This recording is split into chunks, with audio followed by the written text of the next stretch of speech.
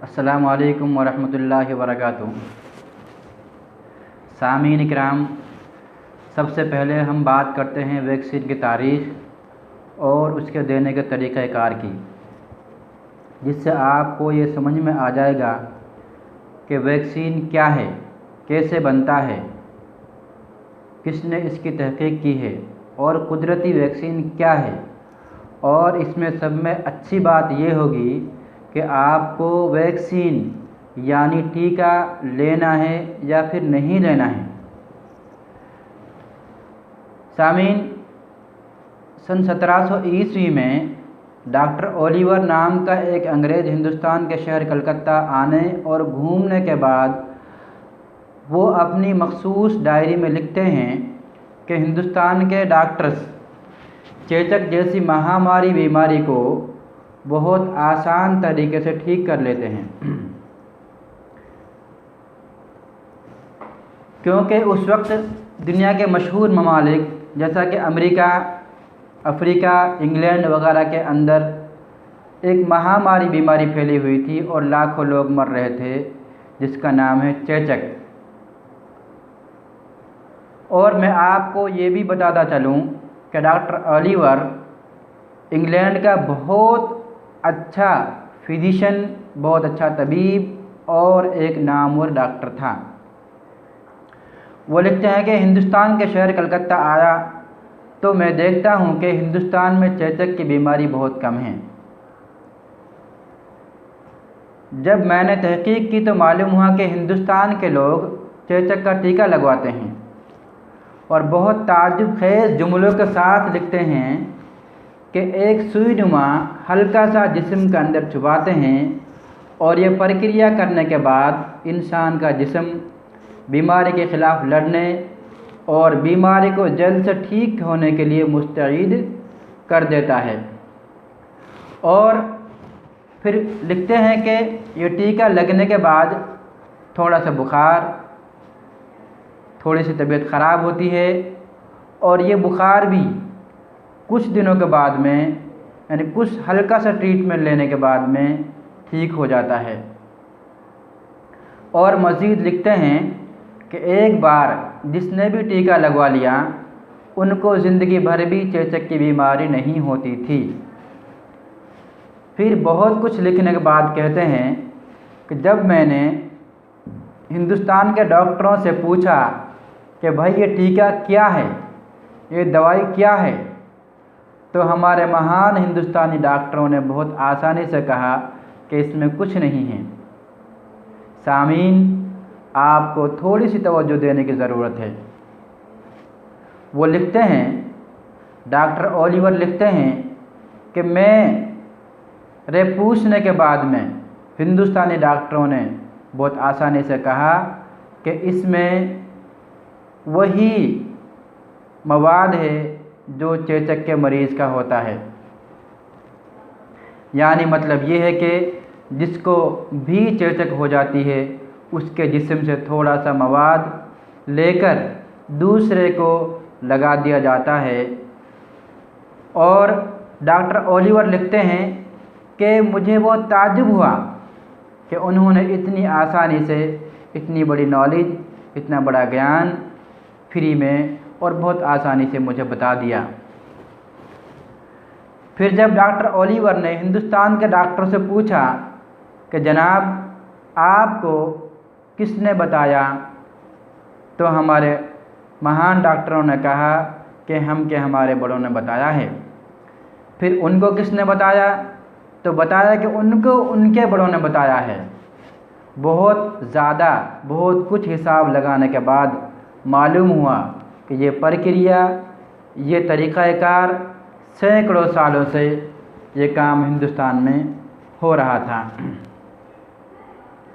सामीन, ये है एक आम वैक्सीन की मालूमात, लेकिन अब मैं आपको नेचुरल और कुदरती वैक्सीन के बारे में बताऊंगा, जिसको कुदरत ने, भगवान ने हमारे लिए ही पैदा किया है। शायद आप परेशान या फिर ताज्जुब में पड़ जाएंगे कि मैं आपको क्या बताने वाला हूँ।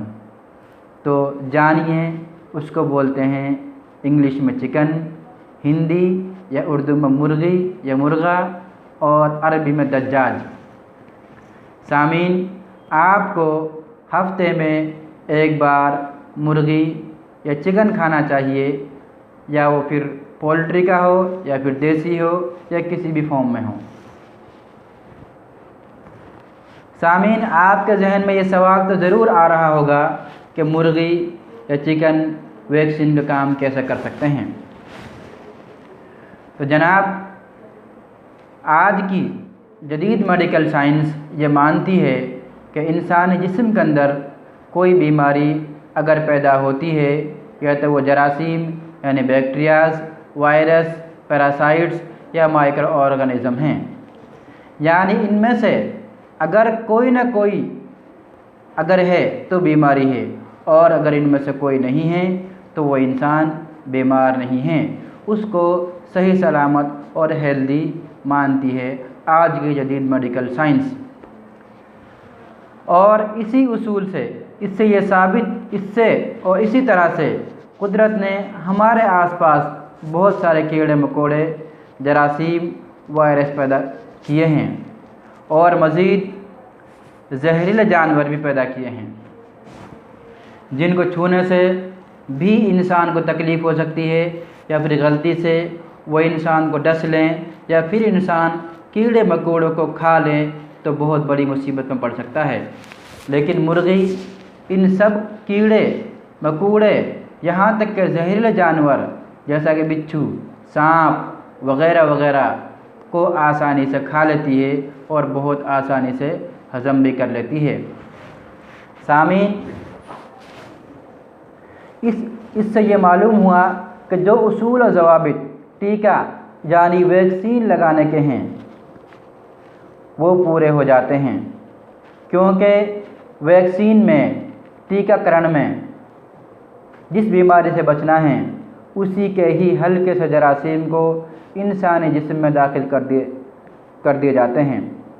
यानी जिस बीमारी से बचना है वही बीमारी के हल्के से जरासीम सही सलामत इंसान के जिस्म में दाखिल कर दिए जाते हैं। और मुर्गी भी वही जरासीम यानी बैक्टीरिया को खाती है जिससे हम बचना चाहते हैं। तो जनाब, इससे ये मालूम हुआ कि चिकन यानी मुर्गी को हम लोग अगर खाएंगे तो नेचुरल तरीके से हमारे जिस्म के अंदर एंटीबॉडीज़ पैदा हो जाएंगे, और हमारा जिस्म उन सारे वबाई अमराज से आसानी से महफूज हो सकता है जिनसे हम हालात हाजिरा में घिरे हुए हैं। और दूसरी बात यह है कि मुर्गी की सबसे बड़ी ख़ासियत ये भी है कि जो चीज़ इंसान हज़म नहीं कर सकता उसको मुर्गी आसानी से हज़म कर लेती है।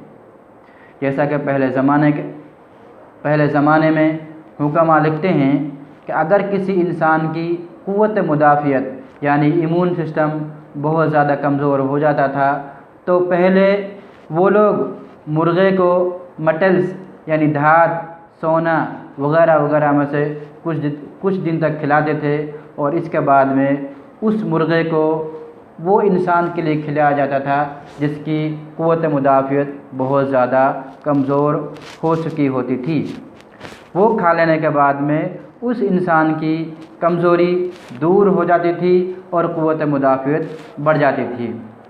और इसी तरह से हमने हमारे बड़ों को देखा है कि औरत की ज़चगी के बाद में यानी डिलीवरी के बाद में अगर औरत की, लेडीज़ की क़ुव्वत मुदाफ़ियत और ताकत कम हो जाती थी और खून कम हो जाता था तो वो लोग भी देसी मुर्गी को घी में तलकर या घी में भूनकर उसका कुछ शोरबा पिलाते थे, जिससे वो औरत की क़ुव्वत मुदाफ़ियत बढ़ जाती थी और वो बहुत जल्द आसानी से अपने नॉर्मल कंडीशन में आ जाती थी। सामीन, शायद आपको बहुत ज़्यादा शक शुबा होगा कि मैं जो बता रहा हूँ ये सही है या गलत है।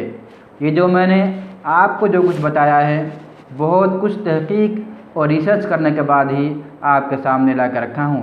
आप इसके बारे में स्टडी कीजिए, मुताला कीजिए, शायद आपको और अच्छे तरीके से मालूम हो जाएगा। आखिर में आपका धन्यवाद करता हूँ, आपका बहुत बहुत शुक्रिया अदा करता हूँ। आप हमारे वीडियोज़ को देखते हैं। आप हमारे वीडियोज़ को प्लीज़ लाइक करें, शेयर करें, सब्सक्राइब करें। थैंक यू, धन्यवाद।